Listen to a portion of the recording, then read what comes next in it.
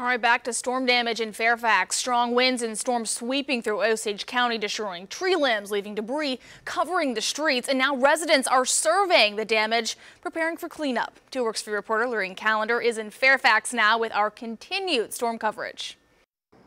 Corey, you could see for yourself how strong these winds were in Osage County this afternoon. I spoke with the owner of this carport. She tells me it lifted from her home, crashed into cars, traveled past 2 houses, crossed over Main Street and ended back in this parking lot. And this is just one part of the damage we've seen here following that storm. Everybody's safe, and so sorry.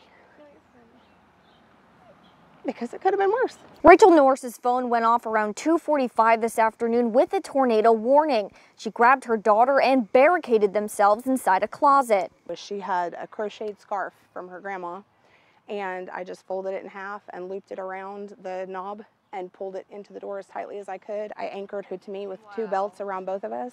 Estimated winds at 75 miles an hour. The 2 startled after hearing a crash outside their home. Less than a half hour later, they walked into the streets to see what happened. The carport was coming up. It hit the side of our truck and moved the front of it about 8, 9 inches and scraped that side, and then I guess just began to roll, and it rolled over a baby tree in my yard, hit another slightly larger tree, and then landed in my neighbor's driveway, shoved their car over, blew their back window out, rolled over their roof, and into Main Street, and took a tree out on its way to Main Street. Main Street and residential areas covered with tree limbs, many split, falling into yards.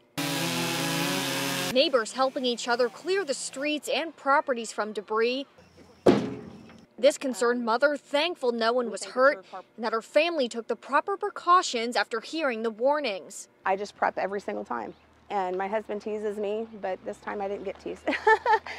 Osage County Emergency Management says the storm mainly caused tree damage in the area. They did have 4 buildings report minor damage, and they had some downed power lines. We have seen some electric companies out here working to restore that power.